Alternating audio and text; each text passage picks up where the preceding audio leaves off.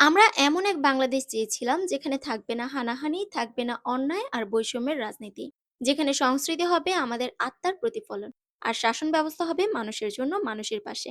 কিন্তু আজ, যখন সেই স্বপ্নের দেশে চারদিকে ছড়িয়ে পড়ছে চাঁদাবাজের রাজনীতি, যখন ভিনদেশি প্রভাবে আমাদের সংস্কৃতির শেকড় কেঁপে উঠছে, তখন প্রশ্ন জাগে, আসলে আমরা কোথায় যাচ্ছি? জুলাই বিপ্লবের পর যে আশা জেগেছিল, সে আশার ফুল কি এখন পায়ের নিচে পিষে ফেলা হচ্ছে?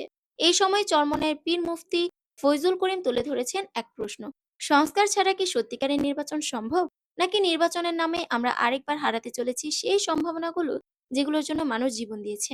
চলুন এবার উন্মোচন করি সেই কথাগুলো যেগুলো শুধু বক্তব্য নয়, এ সময়ের প্রতিধ্বনি। চরমনাই সিনিয়র নায়েবে আমির মুফতি সৈয়দ মোহাম্মদ ফয়জুল করিম বলেছেন, জুলাই বিপ্লবের মাধ্যমে আমরা যে বাংলাদেশ গড়ার স্বপ্ন দেখেছিলাম তা আজ ভুলুণ্ঠিত। তিনি অভিযোগ করেন, এখন চারদিকে চলছে চাঁদাবাজি, হানাহানি আর অনৈতিক কর্মকাণ্ড। তিনি বলেন, বৈশাখী উৎসবের নামে দেশে চলছে ভিনদেশি সংস্কৃতির চর্চা, যা কখনোই বাঙালির নিজস্ব সংস্কৃতি হতে পারে না।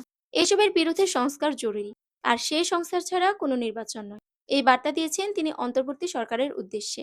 চাঁদপুর প্রেস ক্লাবে যুব আন্দোলনের জেলা সম্মেলনে তিনি আরো বলেন, সরকারি কর্মকর্তারা যেন জনসেবার মনোভাব নিয়ে কাজ করেন। তিনি মনে করিয়ে দেন, যারা জুলাই বিপ্লবে অংশ নিয়েছিলেন তারা আজও তাদের স্বপ্ন বাস্তবায়িত হতে দেখেননি।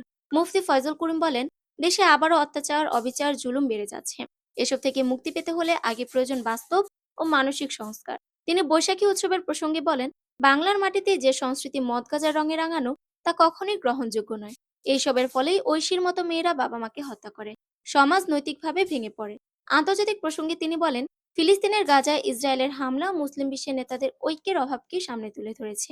এই মুহূর্তে মুসলমানদের একত্রিত হয়ে নিজের পবিত্র ভূমি রক্ষা করতে হবে। যখন সংস্কারহীন নির্বাচন আর ভিনদেশী সংস্কৃতির নামে জাতির আত্মা বিকিয়ে দেওয়া হয়, তখন কি আমরা সত্যি স্বাধীন? আপনার চোখে এখনকার বাংলাদেশ কি সেই স্বপ্নের দেশ, নাকি আমরা হারিয়ে ফেলছি নিজেদের? আপনার মনোভাব আমাদের জানতে দিন, কারণ এক একটি মন্তব্যই হতে পারে এই পরিবর্তনের সেতু বন্ধন।